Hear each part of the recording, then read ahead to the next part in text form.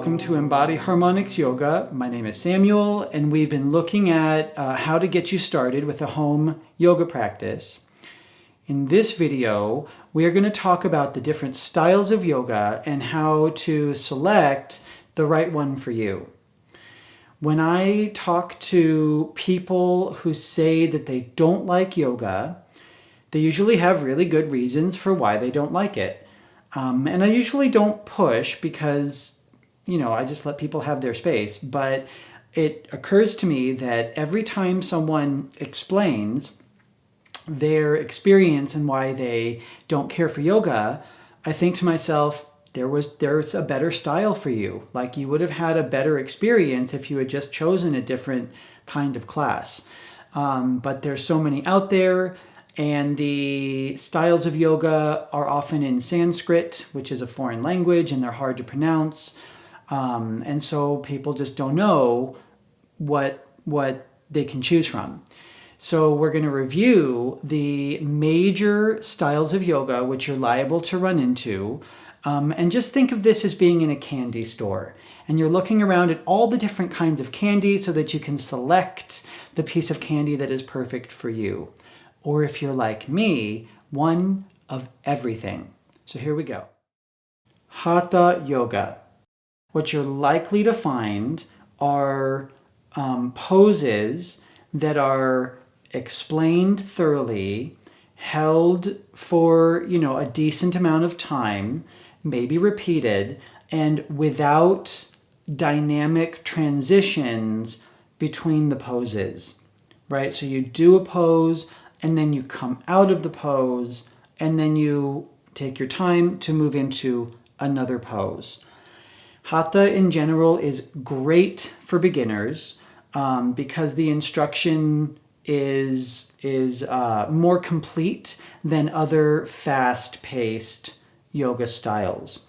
And Hatha classes can range into advanced. So if you do have that craving or that urge to really challenge yourself physically, Hatha yoga can be your companion as you learn more, get stronger, get more flexible, and want to try more complicated things.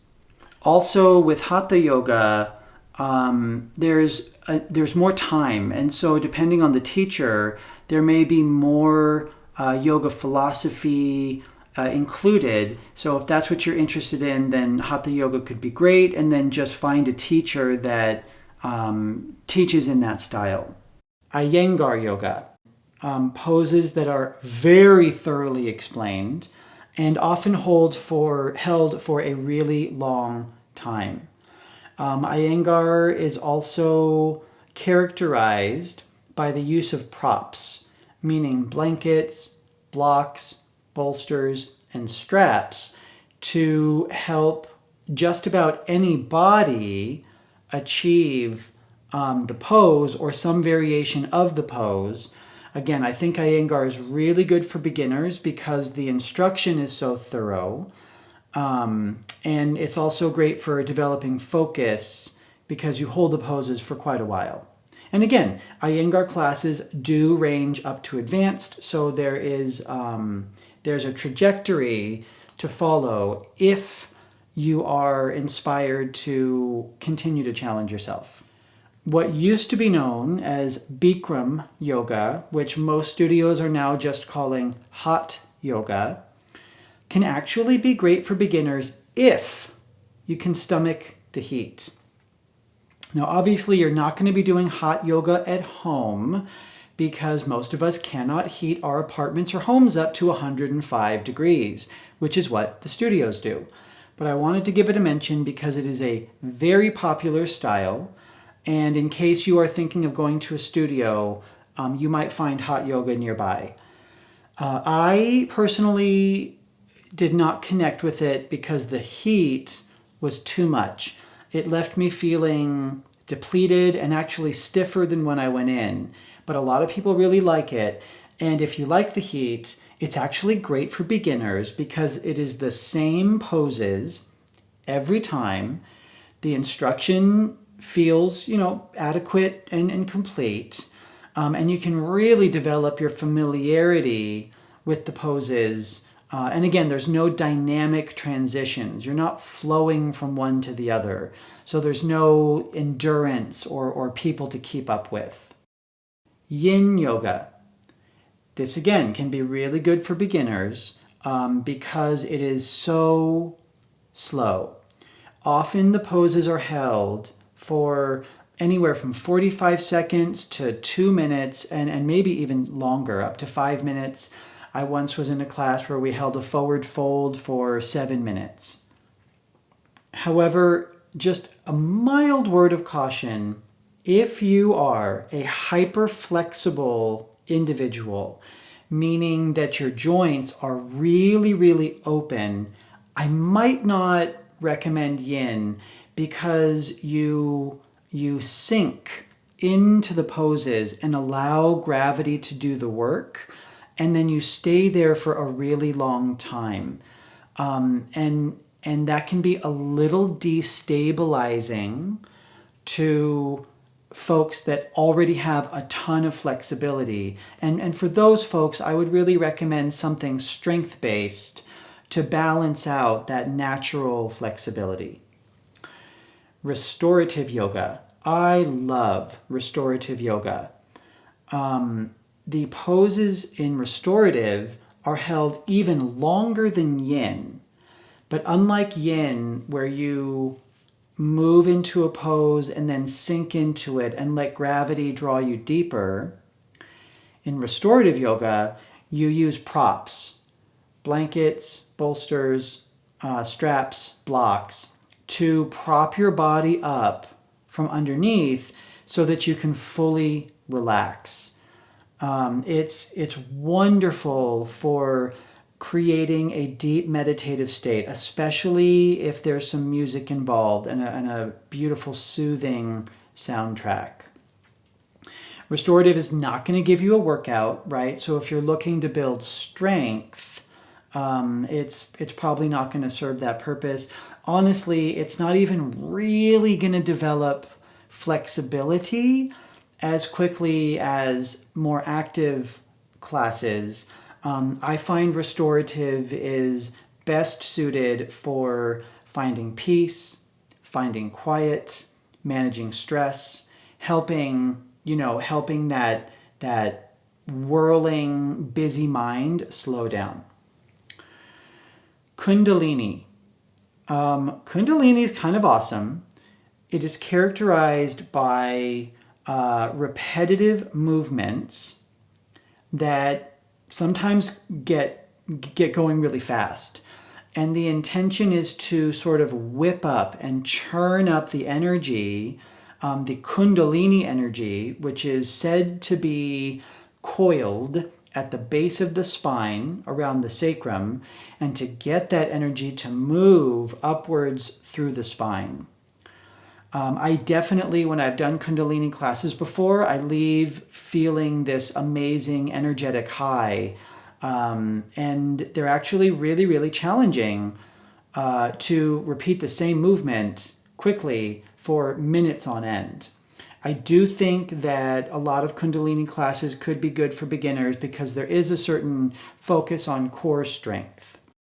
Kundalini also tends to involve a good amount of chanting and philosophy. Ashtanga. I love Ashtanga. It is very athletic and challenging. I don't necessarily recommend it for beginners because the Ashtanga practice, it is the same sequence every time, and it begins right away with 5 sun salutation A and sun salutation B. And if you're not familiar with that, don't worry, but there is a pose that is called Chaturanga, which is the yoga push-up. And it is that pose which causes the most injury to wrist and shoulder when people who are unprepared for the pose attempt to do it, and especially attempt to do it over and over and over, which Ashtanga does. So if the style sounds appealing and you want to try Ashtanga yoga, I recommend maybe doing some hatha or some iyengar first, where you build some strength and awareness of the remedial poses like plank before moving on to chaturanga. And then once your chaturanga feels really safe and stable and solid, and maybe you've had a teacher take a look at it and correct any mistakes in your form, then move on to ashtanga. And then finally, vinyasa. I love vinyasa, and vinyasa is super common in America. It was created from ashtanga, and it's often a little less intense, but it follows a similar trajectory of how the poses are organized. But you probably don't do as many poses, and you probably don't do as many sun salutations. So it's a little more approachable, and there are many styles of vinyasa, and many levels. So I do recommend vinyasa for beginners, but be especially careful to find a beginner class and a teacher that knows how to guide you into strength and good form. Vinyasa is very versatile. You can find teachers that are really focused on the physical, maybe alignment, maybe strength, maybe flow. But you can also find a lot of teachers that bring in elements of philosophy into their class. So if you are looking for a spiritual thread, then depending on the teacher, vinyasa could be a great way to go. Power yoga is also very popular in America, and it is like vinyasa, but usually a little bit faster paced, and in my experience focused more on the workout and less on the breathing and the focus and the mental and spiritual aspects of yoga. So no matter which style appeals to you, find a beginner class that slowly introduces you into the poses, and not just the poses, but like how to use your body within the pose so that you build strength and flexibility slowly and safely so that you don't hurt yourself and you can have a more sustainable practice. You don't have to stay with beginner classes forever, although some people do. You can move on to more challenging classes as your strength grows. So that's it. If you have any questions about those styles of yoga, I'd love to hear about them. You can drop them in the comments below. And please remember to like and subscribe. It does help a lot. I will see you in our next video.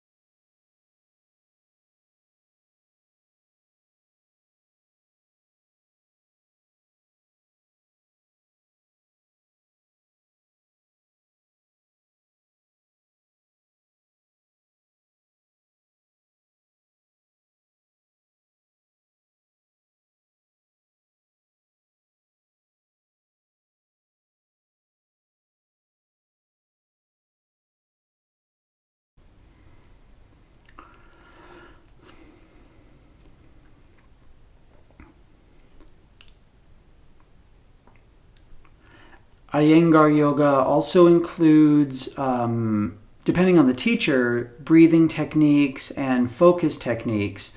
So if what you're wanting is to improve focus and to really like develop some discipline around the breath and how to control your gaze, and then the meditative state that can help produce, Iyengar could be great.